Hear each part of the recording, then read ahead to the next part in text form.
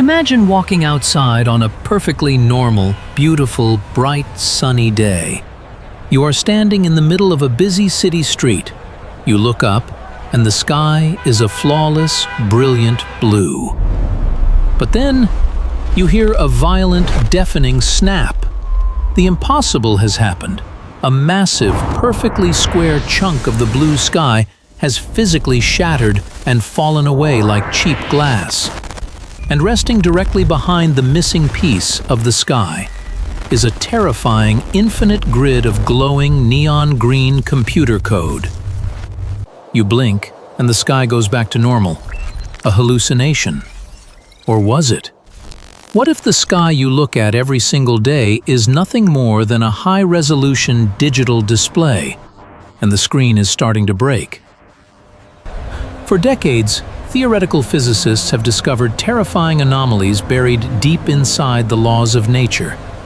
They all point to one impossible conclusion: the simulation hypothesis. The mathematical probability that the device you are holding, the room you are sitting in, and your very own memories are completely fake. You are a highly advanced line of code. In 2003, Oxford philosopher Nick Bostrom published the Simulation Trilemma, a logical trap physicists cannot disprove. He stated one of three things must be true. 1. Humanity goes extinct before building supercomputers powerful enough to simulate a universe. 2. Advanced civilizations have no interest in simulating their ancestors. Or 3. We are almost certainly living inside a computer simulation right now. Think about the math. If a godlike civilization builds quantum computers the size of planets, they wouldn't run just one simulation, they would run billions. Statistically, there are billions of fake digital universes and only one base reality. The odds that we happen to be in the true physical reality are 1 in a billion.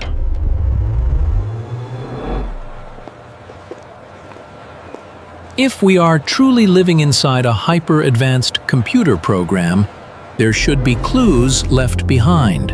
To understand this, you first have to look at how humans build video games.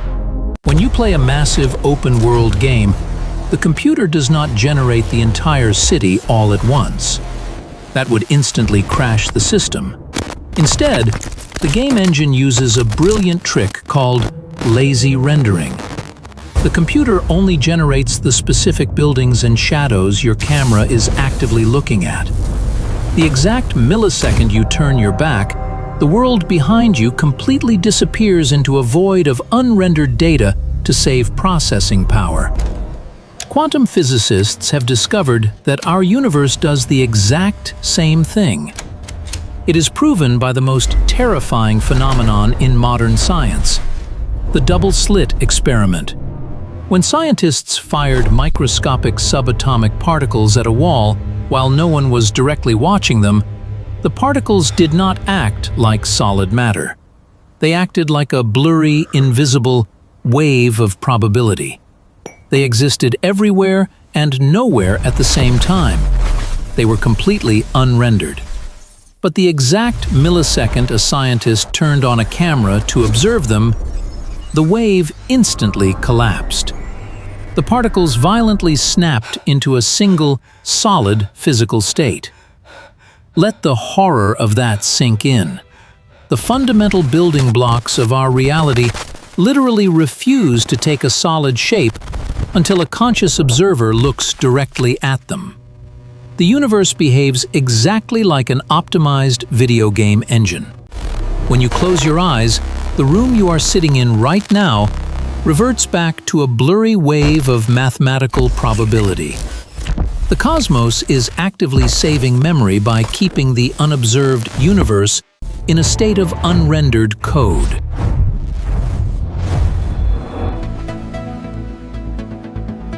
I want you to try something right now.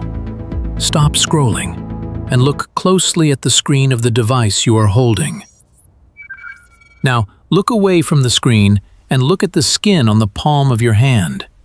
It feels completely solid, doesn't it? But if everything you are touching is just a highly detailed software projection running on an alien server, that server must have physical hardware limits. It must have a maximum processing speed, and it must have pixels. Theoretical physicists have found both. First, the clock speed. Have you ever wondered why there is a strict speed limit in our universe? The speed of light is exactly 299,792 kilometers per second. Nothing can travel faster. In a truly infinite physical reality, there should be no arbitrary cap on speed. An object with infinite energy should accelerate forever. But every computer processor has a maximum clock speed.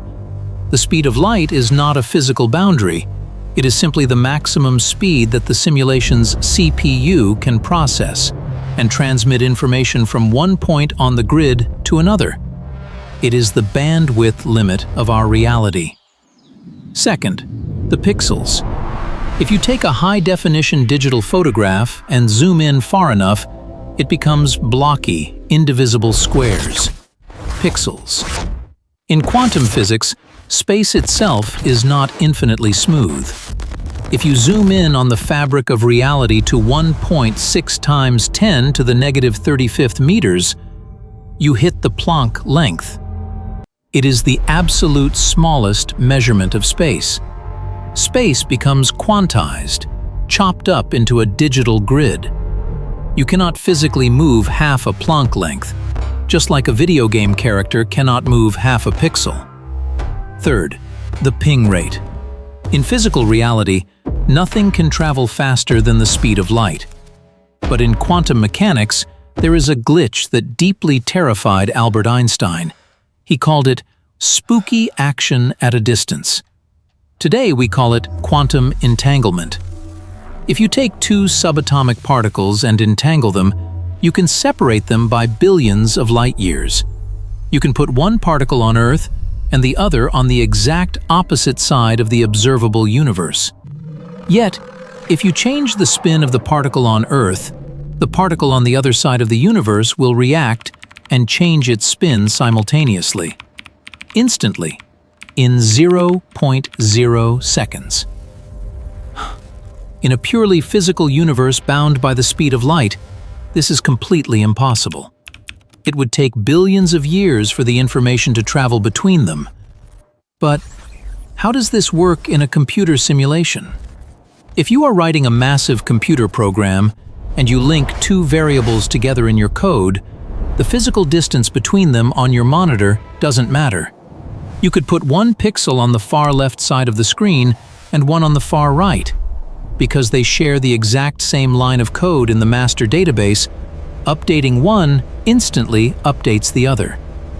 Quantum entanglement isn't a magical physical connection. It is simply two particles sharing the exact same address in the simulation's memory drive. Distance is a coded illusion. Lazy rendering. Processor clock speeds, three-dimensional pixels, and ping rates are terrifying coincidences. But in 2010, the simulation theory stepped out of the realm of philosophy and into the realm of undeniable mathematics. Theoretical physicist Dr. Sylvester James Gates, Jr. was studying string theory, the incredibly complex mathematics that attempts to explain how gravity, light, and mass operate at the absolute deepest level of the cosmos. But as he dug deeper into the math, he found a glitch. Buried inside the fundamental equations of the universe, Dr. Gates discovered Claude Shannon's block linear error correcting codes. This is not a metaphor. He did not find something that merely looks like code. These are the exact same binary, ones and zeros computer algorithms invented by human software engineers to prevent data corruption in modern web browsers and operating systems. Let me repeat that because it is the most important scientific discovery of our lifetime. There is literal, recognizable, software debugging code woven directly into the mathematical fabric of gravity and light. The universe doesn't just act like a computer, it is actively running a background virus scanning protocol to ensure its own physics engine doesn't corrupt or crash. So, if our entire lives are just a simulation, who built it? Are we a digital museum built by our distant ancestors? Or are we just a forgotten file running on a dusty server in a higher dimension? The true horror of the simulation hypothesis lies in what happens next. Right now, humanity is crossing a fatal technological threshold. We are building our own hyper-advanced artificial intelligence. We are engineering our own quantum computers. Within a few short decades, we will have the computing power to create our own massive, highly detailed digital universes. But this creates a fatal mathematical problem.